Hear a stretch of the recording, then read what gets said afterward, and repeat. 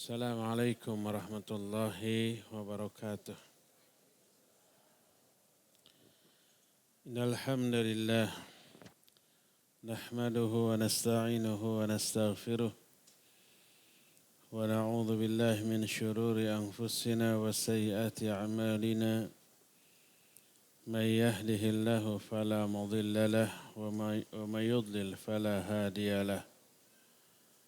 Wa ashhadu an la ilaha illallah wahdahu la syarika lahu. وأشهد أن محمدًا عبده ورسوله يا أيها الذين آمنوا اتقوا الله حق تقاته ولا تموتن إلا وأنتم مسلمون وبعد. Hadirin jamaah Masjid Cipinang Raya, para abah, para emak, para aki, para nini, para pensiunan, juga para pendengar Radio Tarbiyah Sunnah Bandung, para pemirsa beberapa TV, para netizen di mana saja Anda berada. Kembali kita berjumpa mengangkat tema yang pas untuk usia senja, yang berkaitan dengan kematian. Kita akan membahas sakarat yang pasti akan kita alami. Allah berfirman dalam Al-Quran, dalam surah Qaf ayat 19, وَجَاءَتْ سَكْرَةُ الْمَوْتِ بِالْحَقِّ Dzalika ma kunta minhu tahid. Datanglah sakaratul maut. Wajaat dalam bahasa Arab disebut fi'il madhi yang artinya telah, bentuk pasten. Tapi maknanya akan, belum. Akan tapi diungkapkan dengan kata telah, artinya pasti. Pasti akan datang sakaratul maut dengan sebenarnya. Itulah hal yang selalu kalian hindari. Jadi setiap orang akan mengalami sakarat, ada yang ringan, ada yang berat, ada yang lebih berat. Dan sakarat ini tidak mencerminkan soleh atau salahnya seseorang.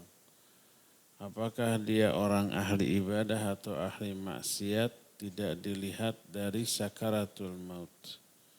Ada orang soleh sakaratul mautnya berat, dan ada orang ahli maksiat bahkan orang kafir sakaratnya enteng ada. Tapi secara umum sakarat adalah sesuatu atau penderitaan yang teralami oleh orang yang akan mati. Berkata para ulama ahli bahasa, di antara Raghib Al-Asfahani, dia menyatakan as-sakar halatun tu'radu bainal mar'i wa aqlih wa aktsaru ma tusta'malu fi syarabil muskir wa yutlaqu fil ghadab wal ishq wal alam wal nu'as wal ghasin nashi anil alam wa huwal muradu huna. Makna sakar rada mirip bahasa Indonesia sakau. Sakar adalah sebuah kondisi psikis yang teralami antara seseorang dengan akalnya, gangguan terhadap akal, hilangnya fungsi akal terhadap ucapan dan tindakannya. Bahasa kita mabuk.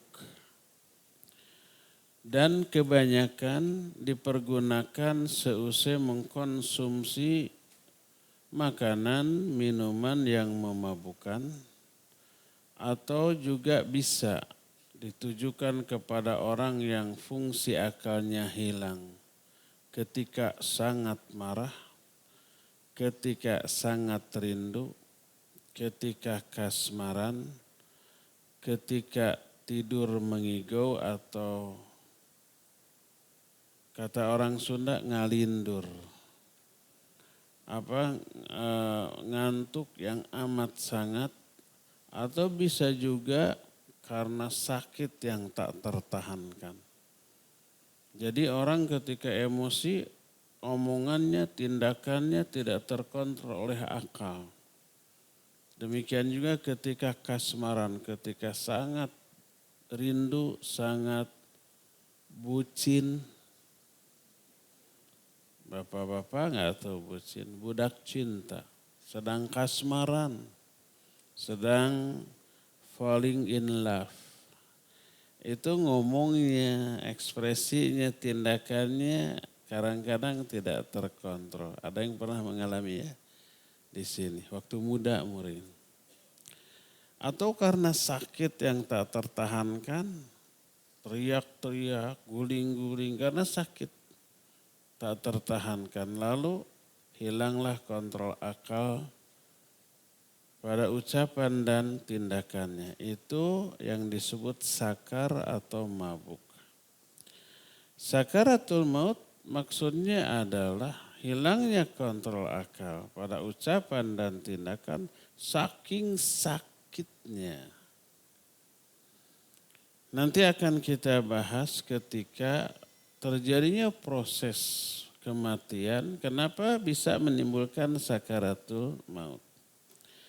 Termasuk Nabi SAW ketika di akhir hayatnya, beliau itu meminta sewadah air, lalu beliau masukkan tangannya ke dalam air, lalu diusapkan ke wajahnya sambil berkata, La ilaha illallah inna lil mauti sakarat. La ilaha illallah, sungguhnya maut itu ada sakaratnya. Ketika sakarat beliau menderita dengan penderitaan 2 kali lipat dari umumnya orang. Sebagaimana perkataan Aisyah radhiyallahu anha, ma ra'aitul waj'a ala ahadin asyadda minhu ala Rasulillahi sallallahu alaihi wasallam. Aku tidak pernah melihat penderitaan yang dialami oleh seseorang melebihi penderitaan yang dialami oleh Rasul sallallahu alaihi wasallam ketika akan matinya. Hadis tersebut sahih diriwayatkan oleh Imam Bukhari, Imam Muslim, Imam At-Tirmidzi dan sanad hadis tersebut sahih. Bagaimana dengan orang kafir dan orang fajir? Imam Al-Qurtubi menyatakan, wala syakka annal kafira wal fajira yu'aniyani minal maut akthar mimma yu'ani minhul mu'min. Orang kafir, orang fajir itu durhaka. Dia muslim, tapi serba dilabrak gitu. Yang wajib diabaikan, yang haram dilabrak. Tunggul dirurut, catang dirumpak. Itu yang barusan terjemahan. Serba dilabrak walaupun membahayakan, membinasakan dirinya. Tapi dia muslim, dia fajir.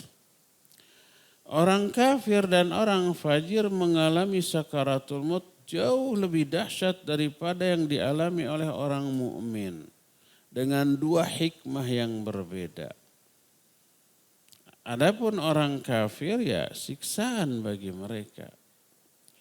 Sebagaimana hadis yang diterima dari Al-Barra bin Azib radhiyallahu anhuma. Ini hadisnya panjang karena menceritakan proses kematian seseorang sampai masuk ke alam kuburnya. Tapi salah satu di antara penggalan kalimat dalam hadis ini, malakul maut yang saat itu duduk di samping kepala orang yang akan mati ini berkata, ayyatuhan nafsul khabithah ukhruji ila sakhati minallahi wa ghadabih. Wahai jiwa yang buruk, keluar kamu menuju kemurkaan dan kemarahan Allah Azza wa Jalla. Akhirnya ruh orang ini nongol tapi enggan keluar. Dicabut oleh malaikat. Dia bertahan, kuat bertahannya. Tapi tenaga yang mencabut jauh lebih kuat daripada si ruh yang bertahan tersebut. Nanti kita akan bahas apa itu ruh. Nah, dapat bocoran sedikit. Ruh itu menempel di setiap titik syaraf. Ruh berkembang sesuai dengan perkembangan tubuh manusia ketika lahir ke alam dunia masih bayi. Mungkin panjang bayi 1,5 meter gitu ya. Masih mungil. Ruhnya sebesar itu. Memenuhi seluruh tubuhnya. Tertancap kuat di setiap titik syaraf. Makin lama bayi ini berkembang. 1 meter tambah gede. Ruhnya juga ikut berkembang. Mengikuti perkembangan tubuh dari manusia. Tertancap di setiap titik syaraf. Dan kita tidak tahu, tapi cuma dengar ya. Bukan hasil penelitian kita. Tapi konon para ahli kesehatan, dokter-dokter menyatakan titik syaraf di dalam tubuh manusia itu tak terhitung. Jutaan atau miliarannya. Cenah gitu ya katanya. Percaya aja.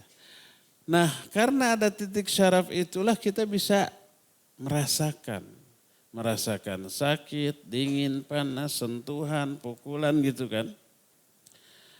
Jadi ruh berakar tertancap di setiap titik-titik syaraf. Ini penjelasan Imam Al-Qurtubi juga Imam Ibnu Qayyim rahimahullah. Imam Ibnu Qayyim memiliki kitab tersendiri judulnya Ar-Ruh, khusus tentang ruh.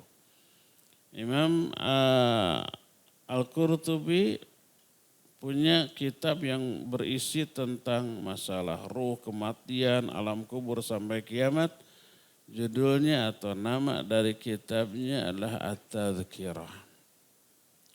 Jadi tertancap di setiap titik syaraf. Makanya kuat karena banyak ada jutaan atau mungkin miliaran akar dari ruh itu. Gak gampang lepas. Walaupun kita pakai motor dengan kecepatan berapa? 500 km per jam atau pakai pesawat lebih dari 1000 km per jam, fisiknya ke bawah, ruhnya enggak ketinggalan. Enggak. Tetap di dalam tubuh menempel kuat. Yang bisa menyebabkan ruh itu keluar hanya cabutan malakul maut. Jadi ketika malakul maut mengatakan ayatuhan nafsul khabitha, wahai jiwa yang buruk, keluar kamu. Nongol enggak mau keluar. Dicabut paksa, disebut yantazi'uha kama yantazi'us safud al-kathirus syu'ab minasufil mablul. Dicabut itu ruh seperti dicabutnya safud. Safud itu batang besi, kemudian ada cabang-cabangnya menancap di kain wol yang basah. Begitu diambil, nyangkut kan ke serat-serat kain wol itu, kemudian nyangkut nggak bisa, akhirnya dicabut secara paksa. Apa yang terjadi? Maka banyak serat-serat kain wol itu yang putus. Karena itulah maka disebutkan fataqta'u ma'ahal uruq wal asab. Maka putuslah bersamaan dengan dicabutnya ruh tersebut, putuslah urat-urat syaraf dan otot-otot yang ada dalam tubuh orang tersebut. Itu yang menimbulkan sakit yang tak terkira. Mungkin bapak-bapak pernah di kampung dulu, kalau saya pernah mencabut pohon singkong, pernah? Nah, pas dicabut kan susah, akhirnya tanahnya digali sedikit dulu. Sudah nongol tuh si singkongnya dicabut. Apa yang terjadi? Yang terasa drek gitu kan. Bunyi apa itu?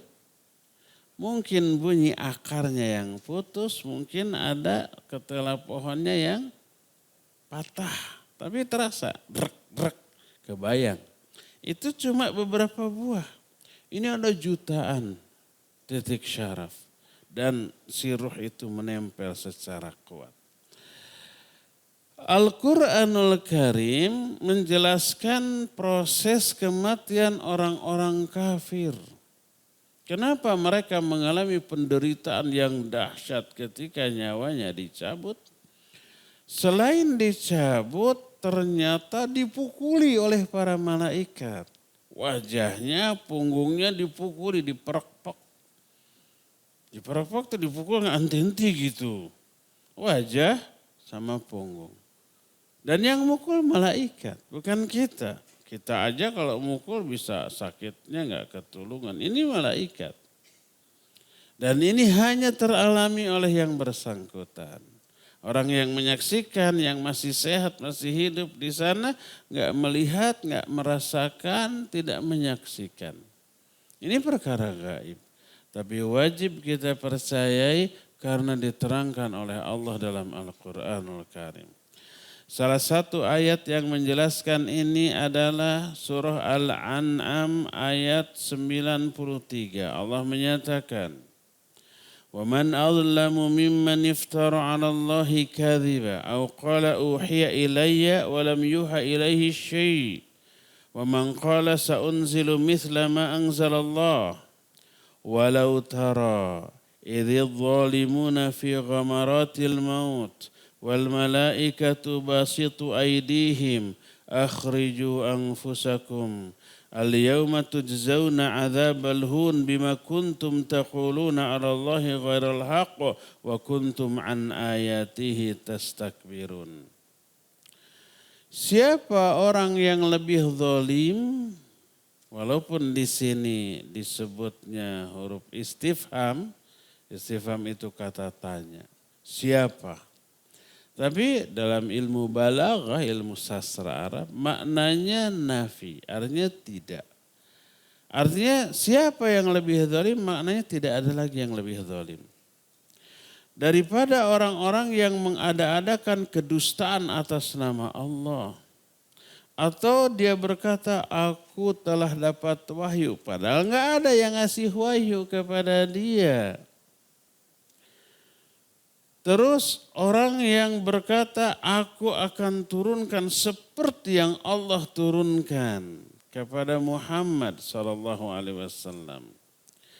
Seandainya engkau, hai Muhammad, melihat ketika orang-orang zalim seperti itu pada waktu sakaratul maut, para malaikat mengulurkan tangan-tangan mereka sambil berkata, keluarkan ruh kalian. Pada hari ini kalian dibalas dengan azab yang hina karena dulu kalian berkata atas nama Allah secara tidak benar dan kalian takabur terhadap ayat-ayat Allah Azza wa Jalla. Ini keadaan orang kafir ketika akan matinya. Ketika menjelaskan poin ini. Berkata para mufassirin, seperti perkataan Imam Ibnu Katsir dalam kitab tafsirnya. Kata beliau, yang dimaksud para malaikat mengulurkan tangan-tangan mereka ketika akan mencabut nyawa orang kafir itu, yakni bidzarb. Artinya memukulkan tangan-tangan mereka kepada orang tersebut. Menyakiti.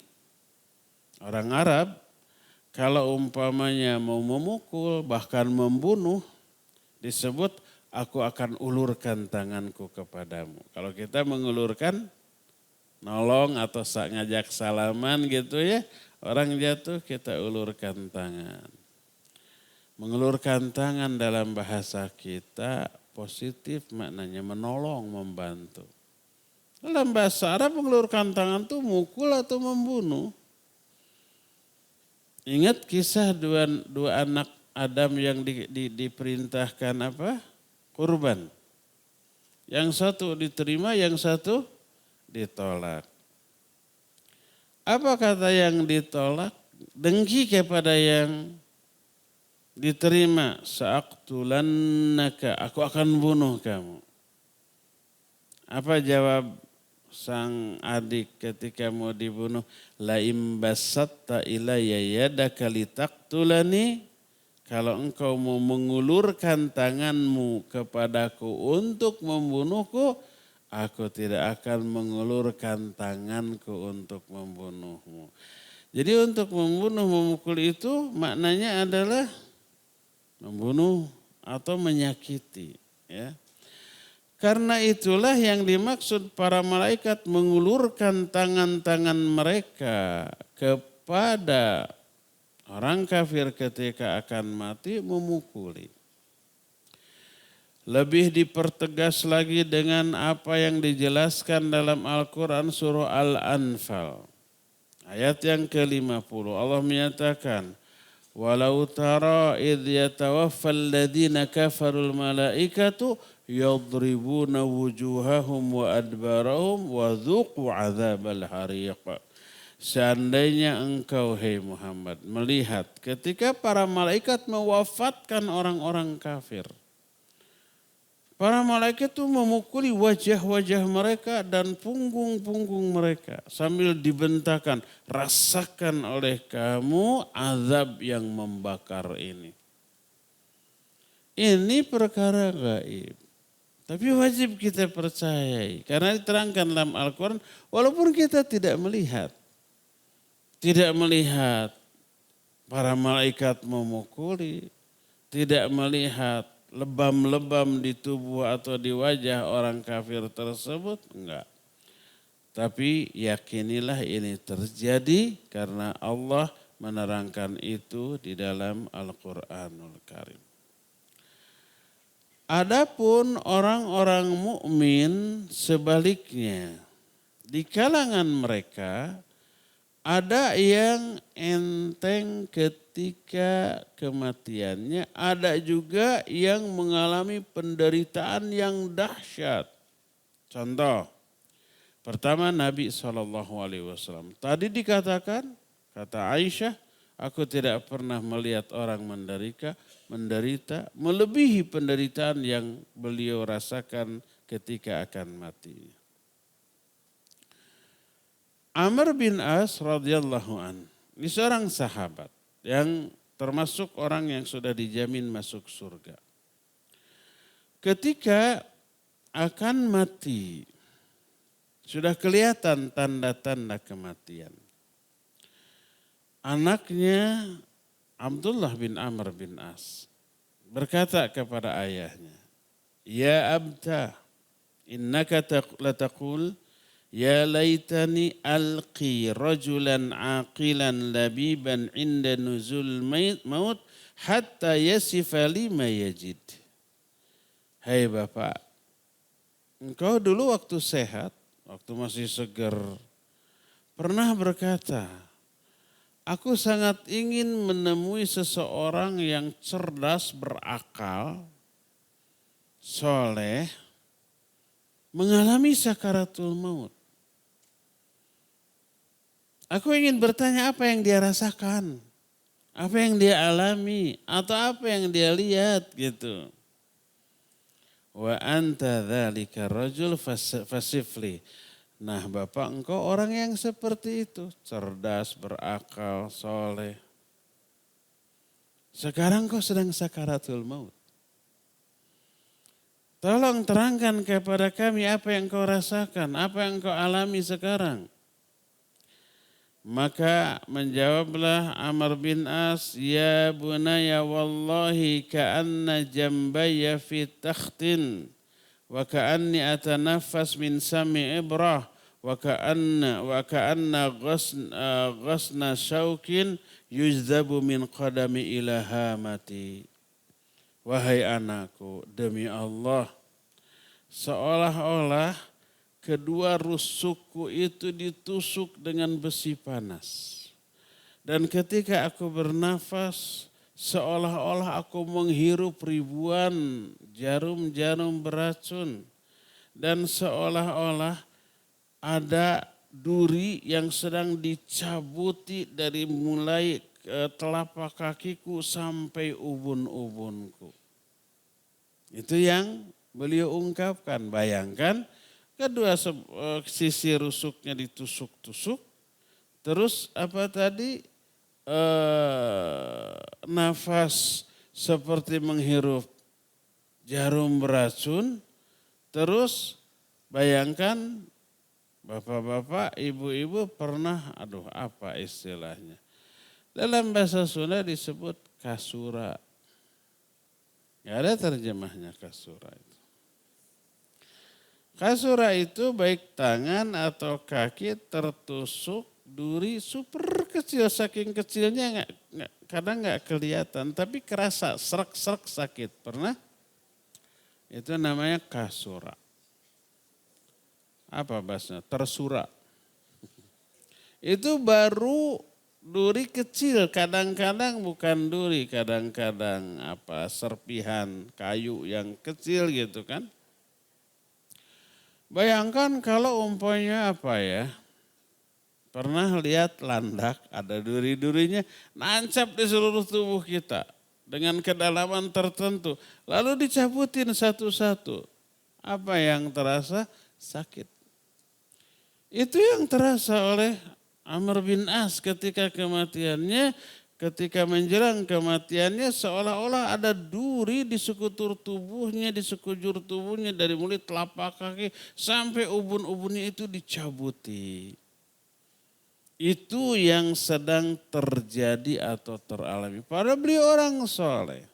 Salah satu sahabat yang dijamin ahli surga oleh Rasul SAW, tapi mengalami hal yang seperti itu. Kadang ada orang yang durhaka atau kafir, matinya itu enak. Tidak meraung-raung, tidak mengerang-ngerang, tidak menjerit-jerit. Tidak kelihatan menderita, tenang. Kemudian lek saja mati. Ya. Berkata Imam Al-Qurtubi dalam kitab At-Tadhkirah. Penderitaan yang kita alami itu menggugurkan dosa. Makin hebat penderitaan, makin banyak dosa yang gugur. Dan bila sabar, selain dosa gugur diberi pahala atas kesabarannya. Baik itu ketika hidup segar lalu dapat musibah, kita kesakitan atau gimana, menggugurkan dosa. Atau ketika sakaratul maut. Bahkan ketika seseorang dapat azab di alam kubur itu mengurangi dosanya. Sehingga nanti di akhirat terkurang juga azabnya. Bila ada seorang mukmin, dia berdosa, Allah ingin dosa orang itu terhapus, ditunggu taubatnya, enggak taubat juga. Ditunggu istighfar, enggak ada istighfar. Ditunggu amal-amal baik karena amal-amal baik menghapus dosa-dosa, enggak juga. Maka Allah tetap ingin agar dosa orang itu dihapus, Allah kasih musibah. Allah kasih penderitaan, dengan penderitaan itu maka terhapus dosanya. Nah, bila seorang mukmin mau mati, tapi masih ada dosa yang tersisa, belum ditobati, belum terhapus dengan kebaikan, belum terhapus dengan penderitaan, masih ada tersisa menjelang kematiannya. Dan Allah menginginkan orang itu mati meninggalkan dunia tanpa dosa sehingga berjumpa dengan Allah dalam keadaan bersih dari dosa. Maka Allah beratkan penderitaan di akhir hayatnya dan itulah yang menjadi penyebab beratnya penderitaan sakaratul maut yang dialami oleh seorang mukmin.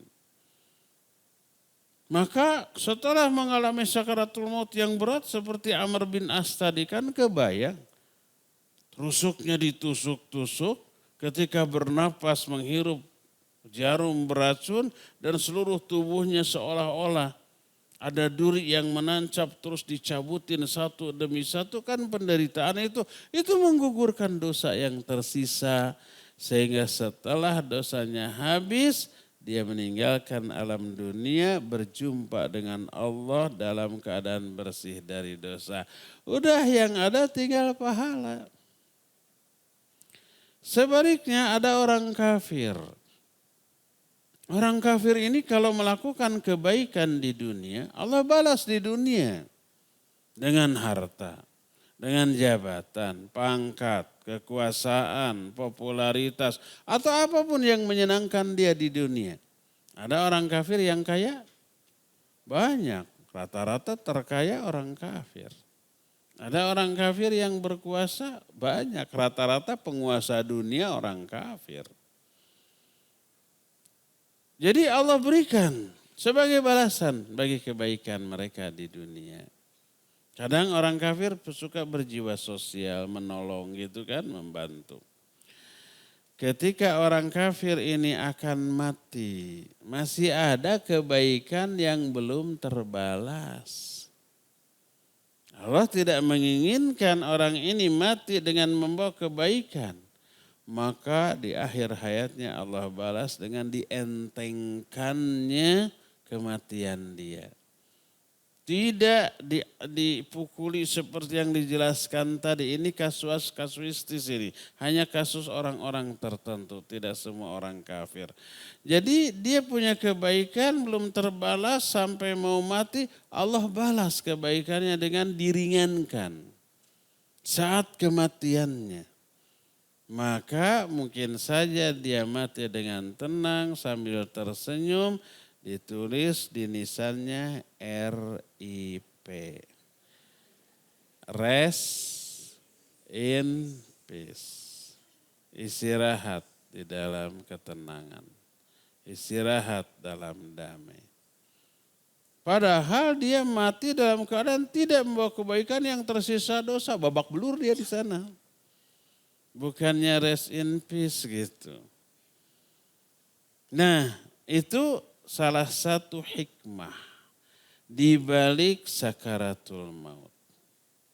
Karena itulah sakaratul maut menggugurkan dosa-dosa kita. Dari penjelasan ini tak perlu kita menghindari penderitaan saat sakaratul maut karena menguntungkan kehidupan kita setelah kematian. Karena gugur dosa kita plus ditambah pahala kebaikan kita. Bagaimana dengan Nabi SAW? Bukankah beliau tidak punya dosa? Tapi kenapa sakaratul mautnya hebat? Atau ada bayi? Ada enggak bayi mati sebelum matinya menderita dulu? Ada. Kelihatan dari ekspresinya. Menjerit-jerit, nangis-nangis, kadang tipe perket gitu. Tipe bergeg. Tipe perket itu ekspresi nahan sakit. Seperti ibu-ibu mau melahirkan terus kontraksi. Gimana ekspresi ibu-ibu menahan sakit ketika kontraksi? Itu istilahnya tipe pereket atau tipe bergeg. Tidak selalu nahan sakit. Kadang mengangkat benda berat juga sampai tipe pereket, tipe bergeg. Atau ketika di WC ngeden, itu tipe pereket juga, tipe bergegnya. Punten kalau ada yang lagi makan. Makanya ibu-ibu lagi ngaji jangan makan. Nah, ada anak kecil atau bayi sebelum matinya menderita kelihatan. Sakit. Kadang ada yang diinfus bayi ya. Atau ada yang dipasang ventilator. Nafasnya susah. Nangis-nangis beberapa hari, kemudian baru meninggal. Kalau bagi orang yang tak punya dosa, lalu menjelang kematiannya dia itu mengalami penderitaan, bukan menggugurkan dosa, karena dosanya nggak punya, tapi meningkatkan derajatnya di surga. Maka bayi yang mati dengan menderita terlebih dahulu dengan bayi yang mati tanpa menderita, ada bayi begitu keluar langsung mati, nggak menderita dulu, enak. Ke surga ya ke surga. Tapi levelnya beda dengan bayi yang tadi.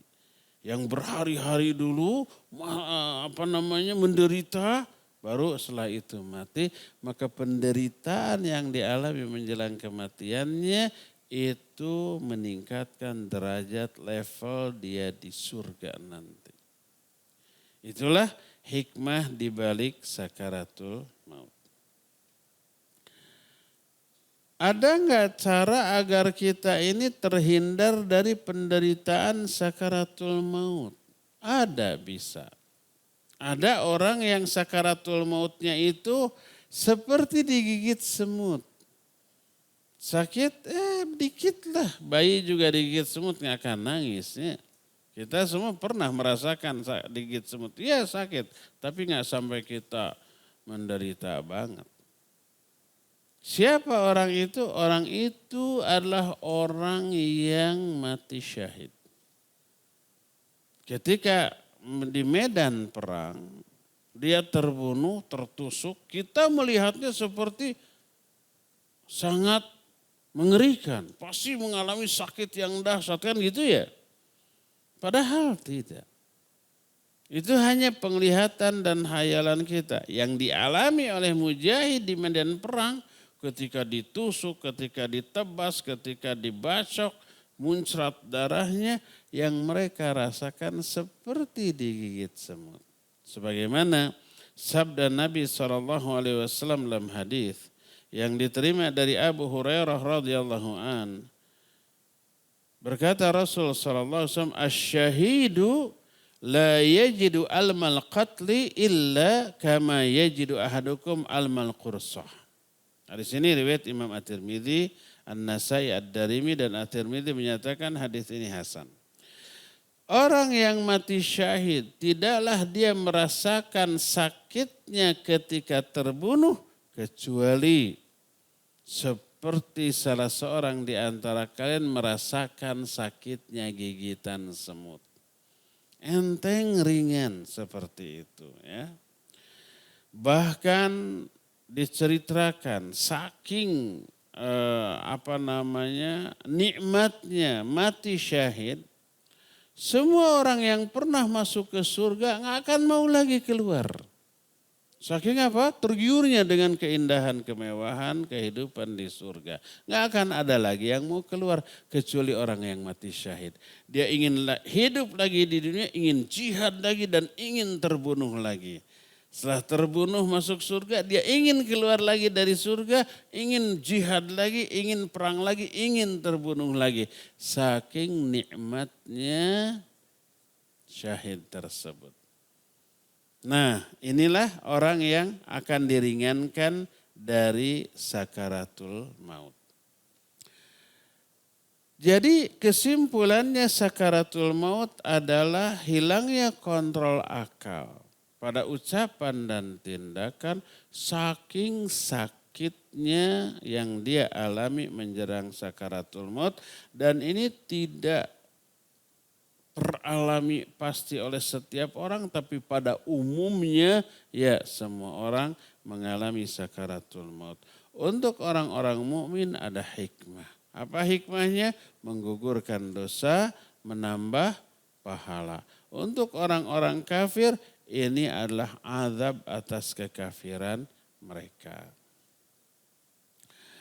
Lalu apa yang akan dialami oleh orang yang akan mati?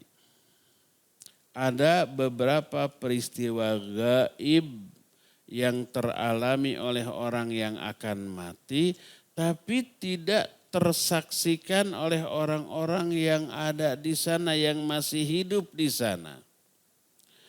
Dan ini pasti terjadi. Pertama, orang ketika akan mati dia menyesali amal-amalnya selama hidupnya. Baik orang mukmin yang soleh atau orang mukmin yang biasa-biasa saja. Apalagi orang mukmin durhaka. Terlebih orang-orang kafir menyesali kehidupan yang telah dialaminya. Lalu mereka ini berharap bisa ditunda ini kematian. Dihidupkan lagi lalu janji akan memperbaiki. Termasuk ahli ibadah, ya ahli ibadah. Ketika akan matinya dia menyesal, kenapa ibadah saya dulu tidak lebih hebat gitu. Umpamanya mungkin dia tahajud sering tapi ada 1-2 malam yang tidak dia lakukan terlewat. Atau setiap Senin Kamis dia selalu saum tapi ada Senin atau Kamis tertentu yang dia lewat tanpa uzur. Dia menyesali, kenapa ya ada yang terlewat. Kenapa waktu sholat saya tidak lebih khusyuk padahal bisa lebih khusyuk. Dievaluasi, sebelum sholatnya buka HP terus ada video apa gitu. Pas langsung sholat masuk tuh apa yang dilihat di video tadi ke dalam sholat. Betul ya? Makanya kondisikan hati kita sebelum sholat dengan sesuatu yang bisa menunjang kekhusyuan. Baca Quran dulu, dengarkan kajian dulu, terutama tentang akhirat, alam kubur, tentang raqaiq. Raqaiq itu yang bisa menggetarkan jiwa. Baca, dengar dulu itu, setengah jam atau 10 menit sebelum itu terkondisi hati masuk sholat. Itu lebih terkondisi. Kalau sebelum sholat, lihat dulu video, baca dulu kisah, ya, nonton dulu sinetron. Sudah azan, sudah atau tahiyatul masjid atau qoblah menjelang qomat, buka HP, lihat video. Bukannya berdoa. Bukannya mengkondisikan hati dengan zikir. Bukannya baca Al-Quran. Lihat video. Lucu. Pas qomat langsung masih kebayang. Allahu Akbar. Senyum dia. Ingat kepada video yang lucu tadi. Ada yang begitu di sini? Ada. Ada apa banyak? Banyak apa semua? Mudah-mudahan tidak semua. Apalagi orang kafir. Dia minta agar ditunda kematian. Lalu janji beriman beramal soleh. Allah jelaskan ini dalam banyak ayat diantaranya. Pertama Al-Quran surah Al-Mu'minun 99 sampai 100. Hatta idza jaa ahdahumul mautu qala rabbirji'un. La'alli a'malu salihan fima taraktu. Kalla innaha kalimatun huwa qailuha wa min waraihim barzakhun ila yaumi yub'atsun. Sehingga apabila datang kematian kepada salah seorang di antara mereka, dia berkata, ya Allah kembalikan lagi aku ke alam dunia. Tunda kematianku. La'alli a'malu sholihan, aku janji akan beramal soleh fima taraktu yang kemarin aku tinggalkan. Jadi janji akan memperbaiki diri. Tapi apa kata Allah? Kalla, tidak bisa. Innaha kalimatun huwa qailuha, itu hanya kalimat yang diucapkan oleh orang tersebut. Wa min waraihim barzakhun ila yaumi yub'atsun. Di belakang mereka ada barzakh sampai mereka nanti dibangkitkan pada hari kiamat. Barzakh itu secara bahasa pemisah. Maksudnya alam kubur disebut alam barzakh karena alam kubur memisahkan antara alam dunia dengan alam akhirat. Jadi dia teriak. Lihat tuh dalam surah Al-Munafiqun ayat yang terakhir. Ya ayyuhalladzina amanu anfiqu mimma razaqnakum min qabli ayyati ahadakumul maut. Fayaqula rabbi laula akhartani ila ajalin qarib fa asaddaqa wa akum minas salihin. Kata Allah, hai orang-orang yang beriman, berinfaklah kalian dari rizki yang telah kami berikan kepada kalian. Sebelum nanti datang kematian kepada salah seorang di antara kalian lalu berkata, Rabbi laula akhartani ila ajalin qarib. Ya Allah, tunda kematianku sebentar saja. Fa'as-sodaqo, aku ingin sedekah dulu. Waktu sehat mah uang banyak, bro di juru, bro di panto, ngalayah di tengah imah, lubak libuk nempikeun kata kalebok saking banyaknya. Disuruh untuk infak nggak mau. Pas mau mati uangnya masih numpuk. Nggak bisa dibawa ke alam kubur. Kalau toh dibawa ke kuburan nih emas 1 kilo dimasukkan ke kuburan. Manfaat nggak? Nggak manfaat. Besoknya digali lagi udah hilang. Dicuri tadi malam. Kalau tahu bahwa di kuburan itu ada emas 1 kilo ya pasti diburu lah oleh para pemburu mayat. Para pemburu emas. Mayatnya mah dibiarkan. Daripada begitu ya lebih baik diinfakkan sedekah. Ya Allah, tunda kematianku. Laula akhartani ila ajalin qarib. Sebentar saja. Fa'as-sadaqah. Aku akan sedekah wa akum minas sholihin dan aku akan beramal soleh. Nah, ini penyesalan itu muncul dalam diri orang mukmin karena yang diseru orang-orang beriman, ya ayyuhalladzina amanu anfiqu, hai orang-orang beriman, infak kalian mimma razaqnakum, dari harta yang kami rizkikan kepada kalian sebelum datang kematian. Lalu kalian berkata, tunda ya Allah, saya mau infak sedekah. Waktu sehat mah enggak, dalam benaknya ini uang mau dipakai mobil baru, rumah baru, apalagi ganti handphone ada keluaran baru sekarang, apalagi ya. Kalau bapak-bapak mikirnya apa coba? Enggak, mikirnya akan menafkahi istri lebih baik lagi. Suka GR bapak-bapak mah. Dan anak-anaknya, bapak-bapak cari uang itu untuk siapa kalau bukan untuk istri baru. Kalau bukan untuk keluarga gitu dan anak-anaknya. Nah, infakkan sebelum masa tersebut tiba. Banyak itu sekarang yang membutuhkan bantuan kita secara finansial. Di Garut tuh Ustaz Nuruddin kemarin kesini ya. Itu lagi membebaskan lahan untuk ma'hadnya, tolong dibantu. Di Bandung ada Ustaz di Bandung sedang membebaskan tanah juga untuk pelebaran ma'hadnya. Namanya Tarbiyah Sunnah. Tolong dibantu juga. Ini krunya ada di sini. Tinggal berapa? 400 juta lagi lah, enteng gitu, 2 orang juga sudah bisa menutupi itu. Dari sini mah ya, kalau 2 orang nggak bisa 10 orang atau 40 juta sewang gitu. Dari sini nanti ada yang transfer insya Allah. Amin. Sebelum datang diancam dengan ayat tadi, hayo.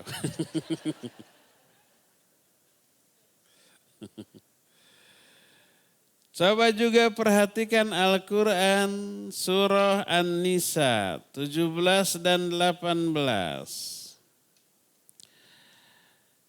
Walaisatit taubatu lilladzina ya'maluna sayyi'at hatta idza hadar ahdahumul maut qala inni tubtul an. Taubat tidak diperuntukkan bagi orang-orang yang berbuat amal keburukan ketika tiba kematian kepada mereka lalu orang itu berkata, ya Allah saya tobat sekarang. Ditolak. Kalau tobatnya dilakukan sedang sakarat nggak diterima.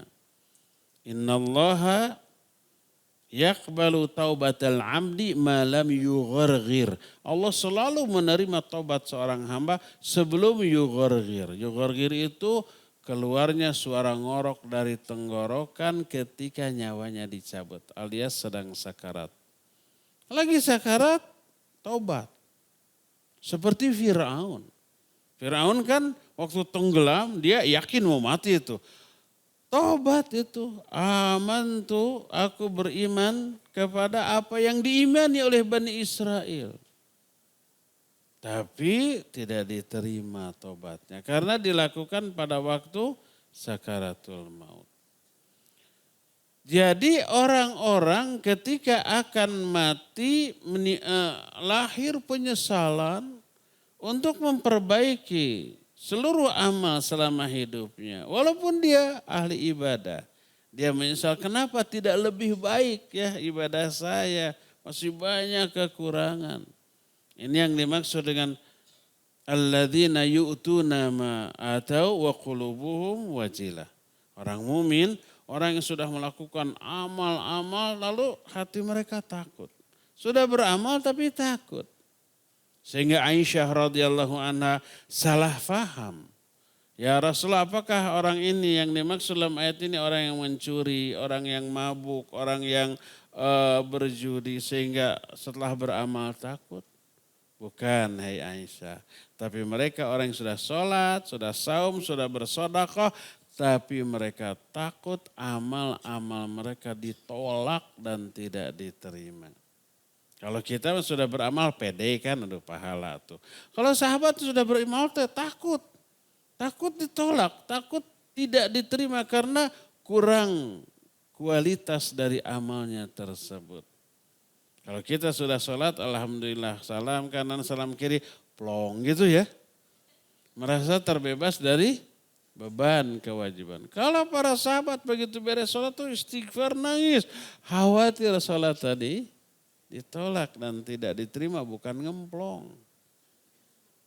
Jadi penyesalan ketika akan mati teralami termasuk oleh ahli ibadah yang soleh, apalagi orang durhaka, lebih apalagi orang-orang yang kafir. Ingin dikembalikan lagi ke dunia lalu berjanji untuk beriman dan beramal soleh. Ini hal pertama yang teralami oleh setiap orang yang akan mati, minta kematiannya ditunda, lalu berjanji untuk memperbaiki amalan. Kalau sebelum mati mah cuek we amalan juga ya. Seperti sekarang kita tahu sudah pada sepuh kita teh. Di antara kita sudah banyak menjadi gudang segala macam aset, ada gula dalam tubuh teh ya. Lemak, kolesterol gitu. Ada juga yang sudah dipasang ring jantungnya, saya sudah dipasang ring 1. Tapi karena merasa masih lama kepada kematian cuek terhadap amal ibadah dan kebaikan-kebaikannya. Nanti pas ketika akan mati minta ditunda, kemudian berjanji akan lebih bersungguh-sungguh lagi. Inilah poin pertama yang teralami ketika akan mati. Kedua, ini pasti dialami oleh setiap orang, baik orang mukmin yang soleh ataupun mukmin durhaka termasuk orang kafir. Apakah yang teralami terasa? Yaitu perasaan yang tidak pernah terasa selama sehat, munculnya benci dengan sebenci-bencinya atau cinta dengan secinta-cintanya.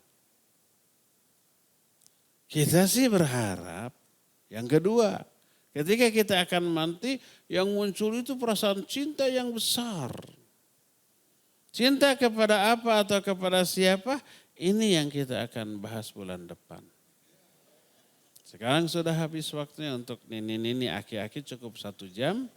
Lewat 1 jam cangkeng sudah panas ya sakit. Cukup. Kita sekarang masuki sesi tanya jawab. Wa sallallahu ala nabiyina Muhammadin wa ala alihi wa ashabihi wasallam.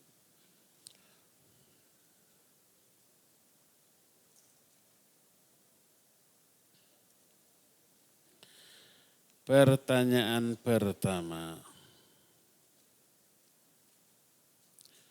Assalamualaikum warahmatullahi wabarakatuh. Waalaikumsalam warahmatullahi wabarakatuh. Ustaz barakallahu fiik wa fika barakallah. Untuk orang fajir, apakah apa yang dialami saat sakaratul maut juga bisa menjadi penggugur dosa?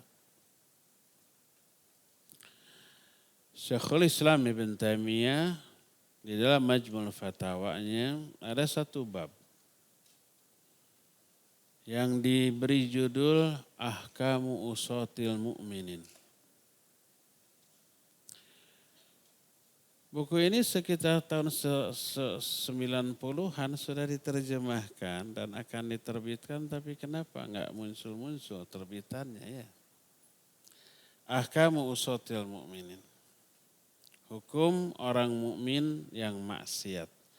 Orang mukmin ketika di dunia maksiat nanti di akhiratnya gimana gitu. Dirinci dengan detail oleh Syekhul Islam Ibn Taimiyah.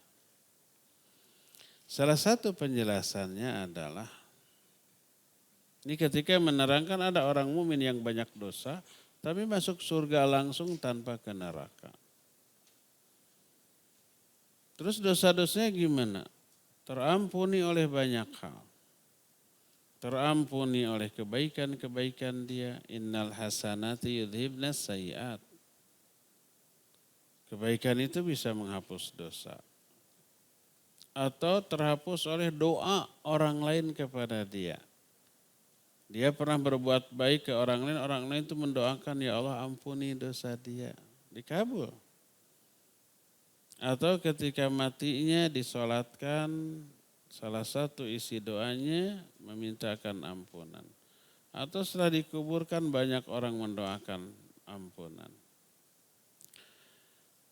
Atau salah satunya adalah dosanya terhapus oleh musibah selama hidupnya. Termasuk penderitaan, termasuk sakarat. Sakarat itu penderitaan yang siapapun yang mengalaminya menggugurkan dosa.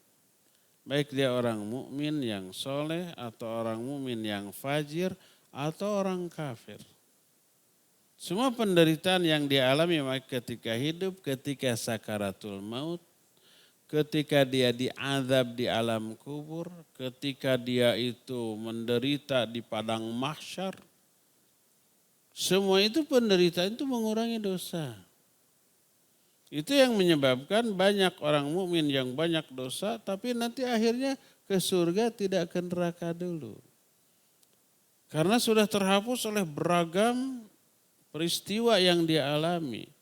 Selama hidup dapat musibah, pas matinya sakaratul maut, ketika di alam kubur diazab di alam kubur, ketika di padang mahsyarnya menderita, terus sampai terkurangi banyak dosanya, akhirnya ke surga. Jadi ya, sakaratul maut mengurangi dosa. Termasuk orang kafir, ya. Jadi kalau ada orang yang masih kekeh ke neraka, menunjukkan dosanya kegedean. Sehingga sisanya masih banyak, tidak habis oleh semua penderitaan yang dia alami sebelum ke neraka.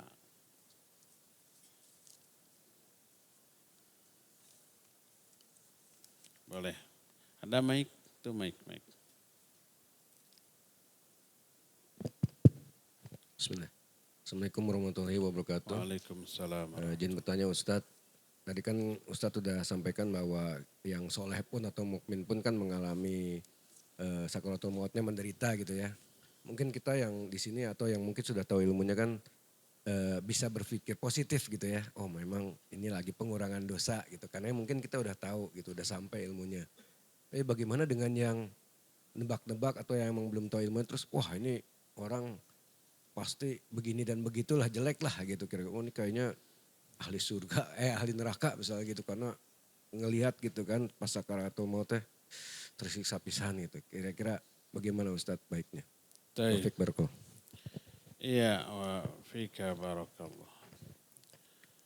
Itu memang kesalahpahaman orang menilai soleh tidaknya seorang itu di akhir hayatnya. Apakah menderita enggak ketika matinya atau malah tenang? Keliru, karena buktinya orang tersoleh yaitu Nabi SAW menderita. Dan ada orang yang kafir tapi pas mau matinya tenang. Tadi sudah dijelaskan alasan, itu kekeliruan, kesalahan. Ada orang yang sebelum matinya mengalami sakit lama tahunan, kelihatan menderita.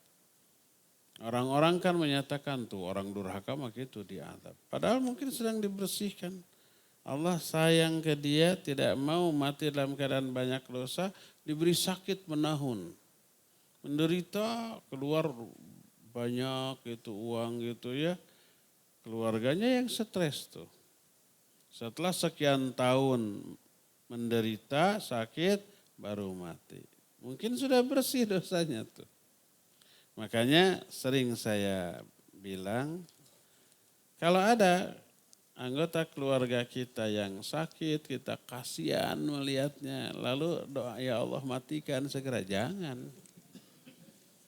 Allah lebih tahu mana yang lebih maslahat bagi dia. Kalau dimatikan sekarang dosanya belum habis tuh. Nanti di alam kuburnya babak belur. Biarkan habiskan dulu dosanya di dunia. Kita nggak tahu. Kalau mau mendoakan Allahumma in kanatil hayatu khairan lahu atau laha fa'ahyihi alal islam wasiha wal afiyah wasfihi atau wasfiha innaka antas syafi. Terus wa in kanatil wafatu khairul laha atau lahu fatawaffahu alal iman. Tsumma gfir laha atau tsumma gfir lahu warhamhu wa'afi wa'fu anhu. Ya Allah, kalau hidup panjang lebih baik bagi dia, hidupkan dia di atas Islam dan seterusnya. Sembuhkan penyakitnya. Tapi kalau kematian lebih baik bagi dia, wafatkan dia di atas iman, di atas husnul khotimah. Fatawaffahu alal iman wa sunnah wa husnul khotimah. Sumagfir laha atau sumagfir lahu. Lalu ampuni. Gitu. Serahkan kepada Allah, Allah yang lebih tahu. Jadi tidak benar menilai soleh salahnya orang ketika akan mati. Ini sakaratnya hebat, pasti dosanya banyak. Belum tentu. Tuh Nabi selesai menderita. Tuh Amr bin As juga menderita ya. Jadi kita tinggal meluruskan saja. Wallahu a'lam. Apa boleh kita takziah ke orang Kristen? Takziah itu melayat orang yang mati, bukan yang sakit ya. Yang mati, sudah mati kita takziah. Hukum atau sikap kita ke orang kafir itu dirinci oleh para ulama. Pertama ketika orang kafir itu sehat walafiat. Boleh nggak kita berkunjung ke rumahnya? Boleh, nggak masalah. Selama ya kunjungan kita ke sana itu memang ada keperluan. Bukan untuk mendengarkan dakwah dia, nanti kita terpengaruh. Bukan untuk menjalin persahabatan dengan dia, ada keperluan, boleh. Kedua, ketika sakit, boleh nggak kita melayatnya? Boleh, bagus. Nabi SAW mempunyai pembantu orang Yahudi, pemuda. Dia sakit keras dilayat oleh Nabi SAW, bukan dilayat dibesuk, ditengok. Kemudian diajak Islam.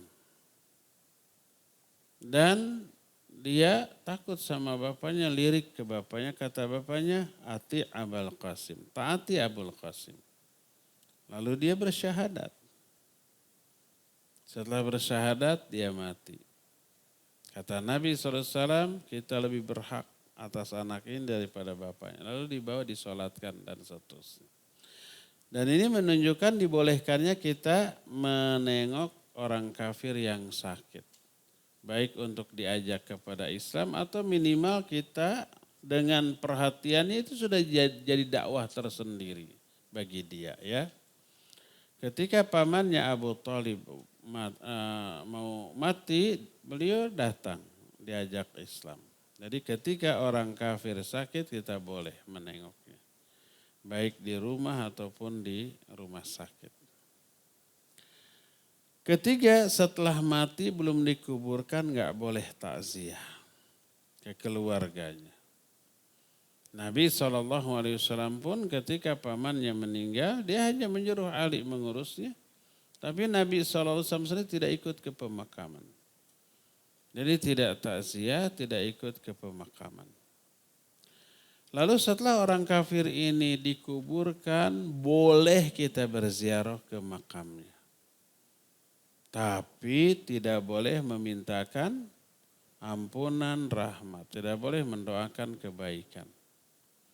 Terus untuk apa ziarah? Untuk ngambil ibrah. Ziarah itu untuk kepentingan orang yang ziarah. Bukan kepentingan orang yang diziarahi, bukan. Bukankah ada doa? Iya, tapi doa bisa aja di rumah, bisa aja di masjid, tak harus ziarah. Jangan sampai berdoa hanya karena ziarah. Ziarahnya setahun sekali. Orang tuanya diziarahi kuburannya setahun sekali. Pas lebaran. Didoakan. Sehari-hari tidak pernah mendoakannya. Salah, keliru. Doakan sesering mungkin. Tiap hari sekian kali. Ba'da sholat aja sudah 5 kali. Belum di luar ba'da sholat. Berkali-kali doakan orang tua. Nah, ziarah itu untuk kepentingan kita. Kita ada pahala dari ziarahnya. Kita ada doa penerapan sunnah selama ziarah. Dan kita ngambil ibrah, ngambil pelajaran, kita pun akan mati seperti orang ini. Ya. Jadi ketika belum dimakamkan, kita tidak boleh bertakziah dan tidak boleh ikut ke pemakamannya.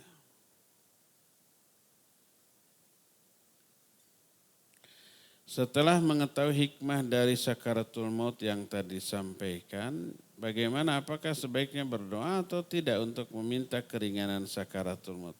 Tidak dilarang berdoa. Allahumma hawin alaina fi sakaratul maut. Boleh. Kalau tidak mau digugurkan dosa. Tapi saya mah dosanya sedikit, mending ringan.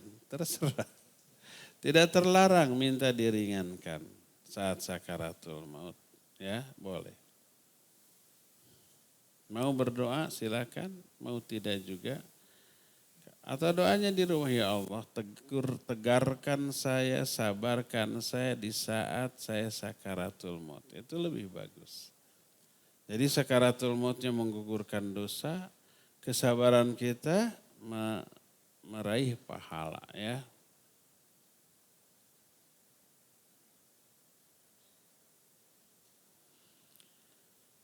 Kalau misalkan seseorang yang menanti-nantikan sholat isya, karena satu uzur lalu dia berniat melaksanakan setelah melakukan uzur itu. Apa uzurnya? Tapi dia lupa sampai waktu subuh. Lalu apa boleh melaksanakan sholat isyanya di waktu subuh itu? Apa ini uzurnya? Pengantin baru gitu. Terus kelupaan. Atau uzurnya tidur. Tidur nanti bangun tidur isya. Taib, barakallahu fiik. Salat isya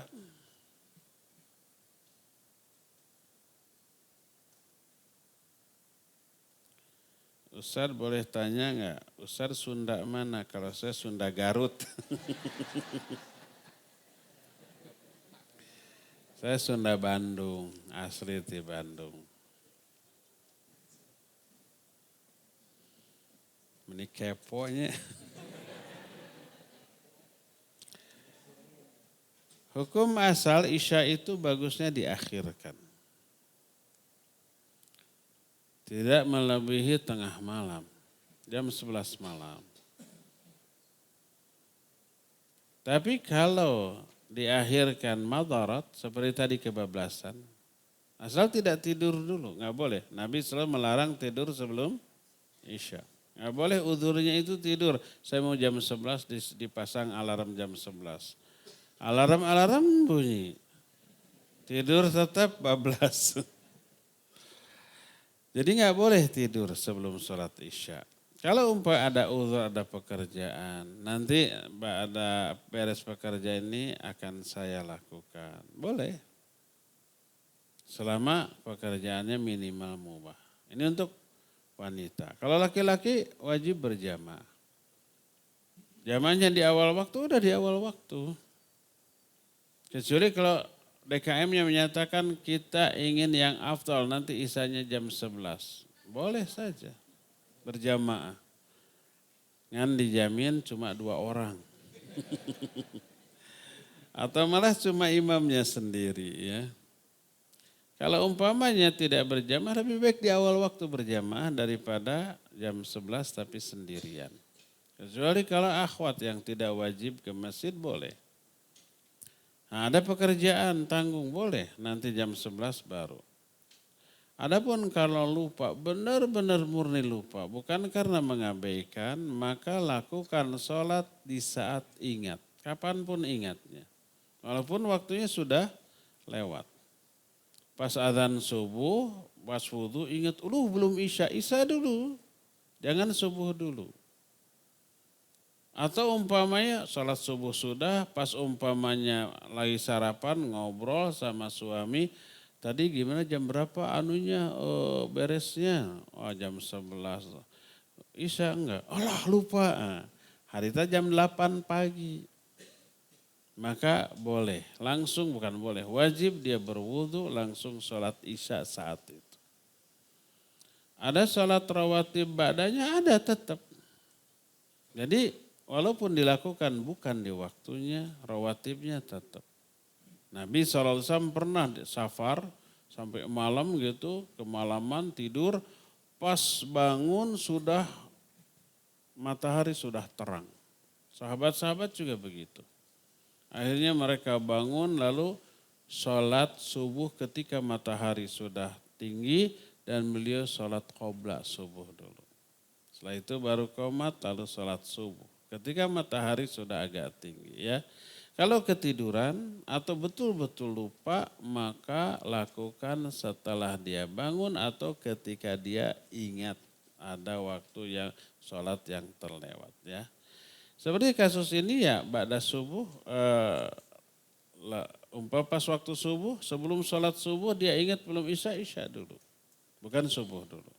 Berdasarkan hadis ibda'u bima bada Allahu bih, mulailah oleh kamu apa-apa yang Allah telah mengawalkan amalan itu. Mana yang lebih awal isya apa subuh? Isya dulu baru subuh ya. Ketika kita mau menjamak zuhur di sholat asar, mana dulu zuhur dulu, asar dulu. Zuhur dulu, jangan asar dulu kan asar yang punya waktu. Itu menurut ro'yu kita. Jangan berdasarkan ro'yu, bukan yang punya waktu. Tapi yang mana yang lebih awal, zuhur apa asar ya zuhur dulu, baru asar ya.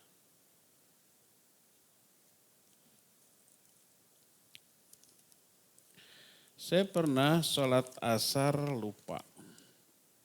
Ingat-ingat itu besoknya jam 9 pagi.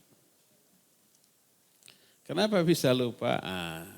Saya dulu ada kajian di Jakarta, terus pulang itu pakai travel kan. Pakai travel. Biasanya sebelum travel sempat sholat dulu. Umpamanya berangkatnya itu jam 12:30 gitu. Nah, saya sholat jamak qashar karena musafir. Jadi sampai Bandung gak pernah asar lagi. Suatu saat agak telat datang ke sana baru sempat sholat duhur 2 rakaat di qashar. Setelah salam kata petugas ayo kita berangkat. Asarnya belum, ya udah gak apa-apa di sana. Sampai di Bandung lupa kebiasaan kalau sudah dari Jakarta mah. Sudah di jamak qashar, tenang tidak sholat. Sampai besoknya ngobrol-ngobrol, cerita kemarin, astagfirullah belum asar, jam 9 tuh. Langsung wudhu, langsung sholat asar ya, jam 9.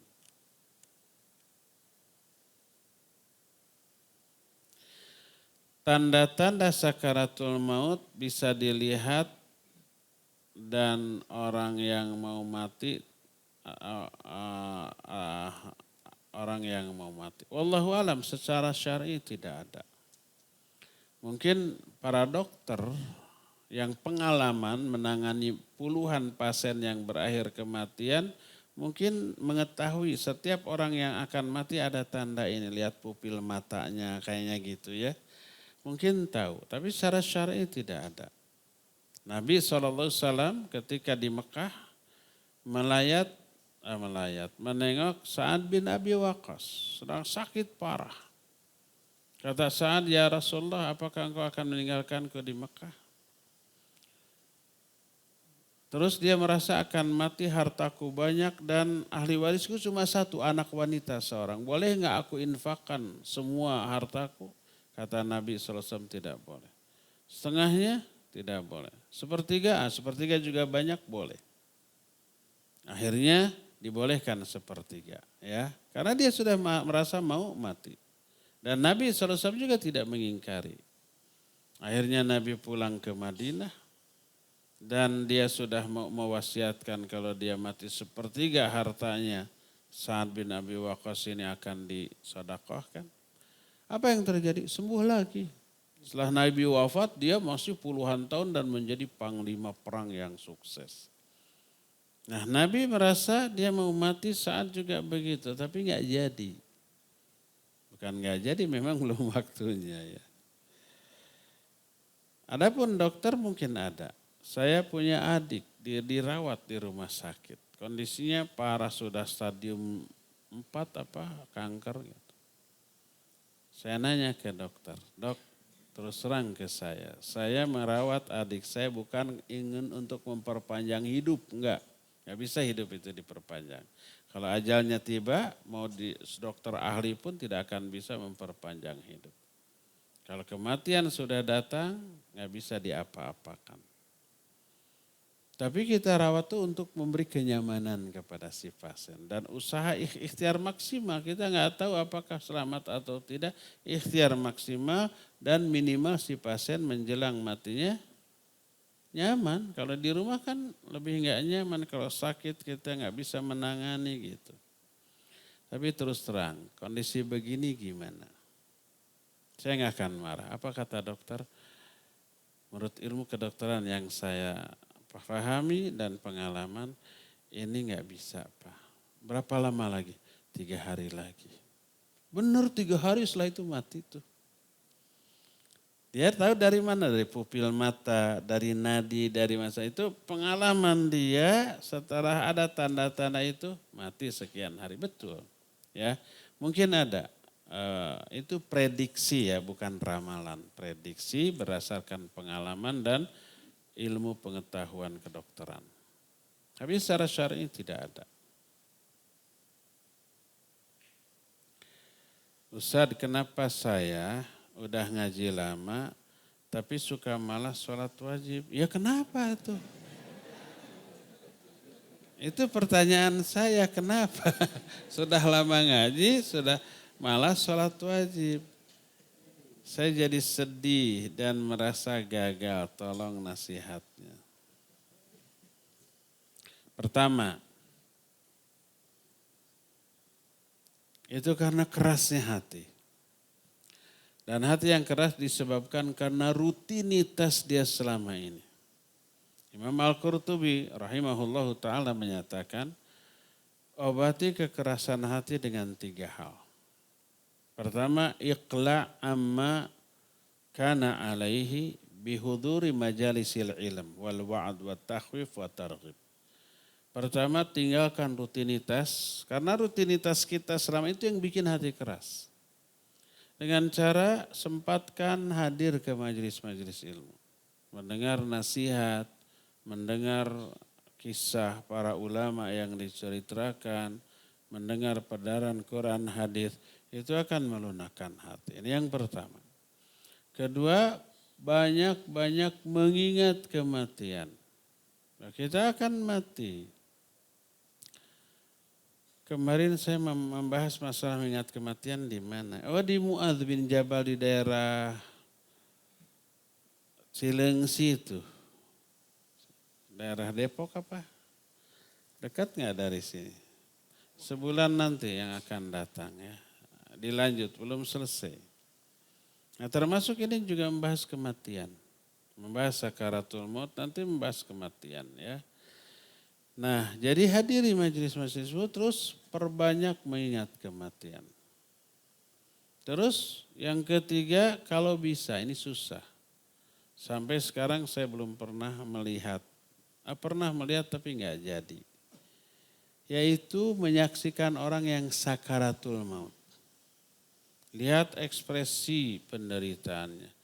Dan lihat ekspresi wajah setelah kematian.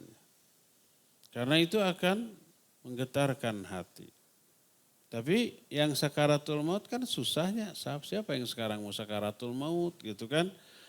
Ditanya di media, ikhwan mohon kabar siapa yang akan sakaratul maut, kabari saya. Paling kita bisa menengok orang yang sakit. Siapa tahu sedang sakarat. Lalu kita talqin ya. Saya pernah mentalqin, pernah beberapa. Tapi nggak jadi matinya. Sudah kejang-kejang, wah ini kayaknya sakarat. Saya talqin sampai capek. Sudah sejam lebih sampai zuhur. Waktu jam 11. Sampai adzan zuhur. Sudah saya pamit ke istrinya. Saya mau sholat zuhur. Pada zuhur ada kajian. Sudah menyiapkan semua barang udah dikemas, sudah ke administrasi untuk bayar, sudah pesan ke kampungnya ini kayaknya mau mati. Pada maghrib ada telepon dari nomor ikhwan tersebut. Saya pikir ini istrinya mengabari mati. Pas diangkat, Assalamualaikum tadi ya. Loh, nggak jadi mati toh. Udah kejang-kejang, udah nggak komunikasi gitu.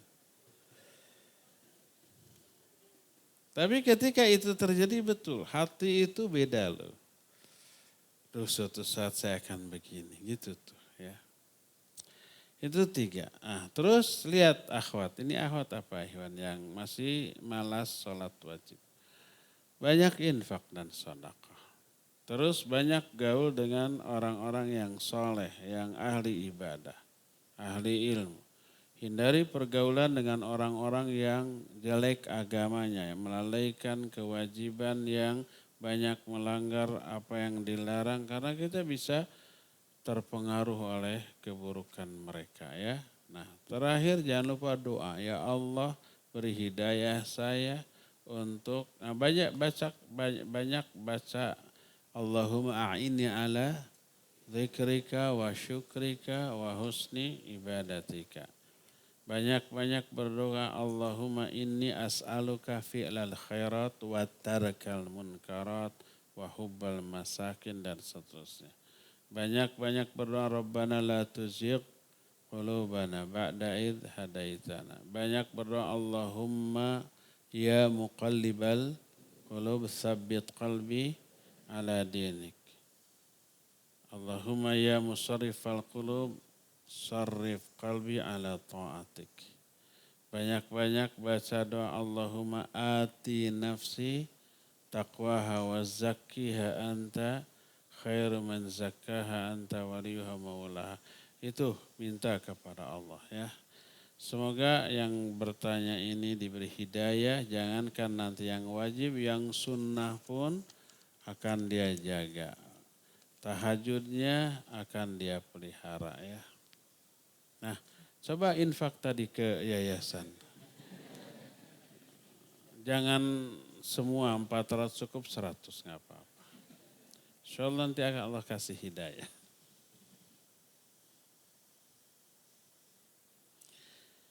Bagaimana kondisi orang yang sedang di ICU dan meninggal tanpa ada yang membimbing dalam mengucapkan kalimat syahadat. Tak ada yang mentalqin. Sementara godaan setan di saat kita mau meninggal akan maksimal dalam menjerumuskan manusia. Sementara kondisi sakarat tadi dikatakan hilangnya kontrol akal. Nah, itu ya memang ya. Paling kita bisa mendoakan. Ya Allah wafatkan dia dalam keadaan husnul khatimah. Paling begitu. Nah kalau kita boleh menengok di saat-saat tertentu kan bolehnya. Talkinkan, terus nasihati. Jangan lupa zikir, jangan lupa sebut la ilaha illallah berkali-kali. Terus gitu aja. Ketika masa untuk nengok sudah selesai keluar, ya sudah kita doakan di luar. Paling itu yang bisa kita lakukan.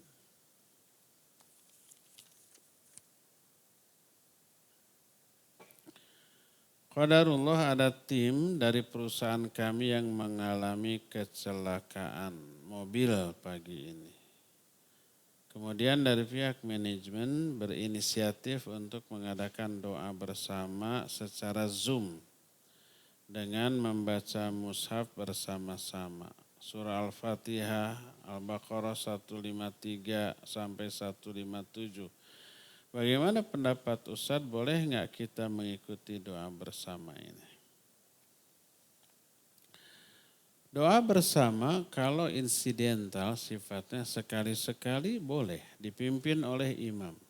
Kalau ini bukan doa bersama tapi baca Quran bersamanya. Karena yang dibaca Quran bukan doa. Fatihah, dan Fatihah tidak ada doa untuk yang sakit. Ada doanya untuk kita, ihdinas syiratal mustaqim. Kemudian Al-Baqarah 153 sampai 159 enggak ada doa. Cuma mengatakan bahwa kami akan menguji kalian wala nabluwannakum bisyai'in minal khaufi. Enggak ada doa untuk si pasien.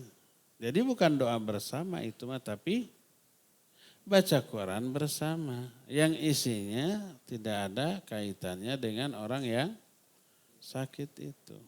Ya, usulkan mending doa bersama. Karena baca Quran itu namanya amal qasir. Amal qasir itu adalah amal yang manfaatnya hanya untuk diri si pembaca. Yang lain enggak dapat manfaatnya.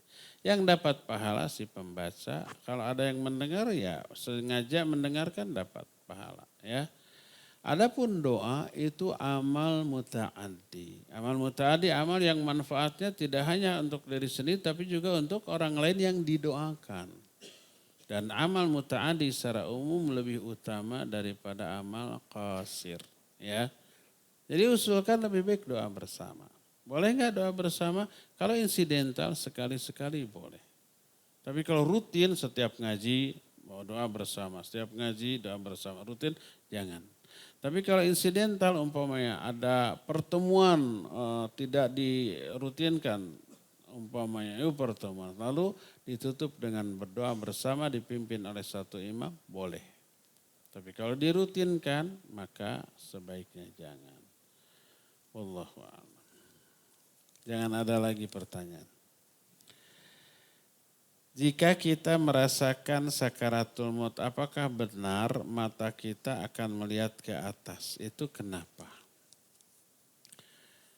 Suatu saat Nabi SAW dikabari orang sakit keras. Lalu beliau datang untuk menengok, didapatinya orang itu sudah mati dan matanya terbelalak ke atas. Lalu beliau menutup kedua matanya. Lalu beliau menyatakan, innar ruh idza kharajat tabi'ahul ain.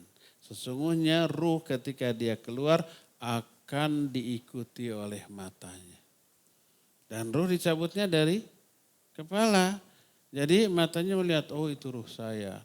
Makanya terbelalak. Nah itu jawabannya. Terakhir, Afan Ustadz, ana takut dengan sakaratul maut. Apakah ada tips gitu agar ringan dalam sakaratul maut? Kan tadi sudahnya.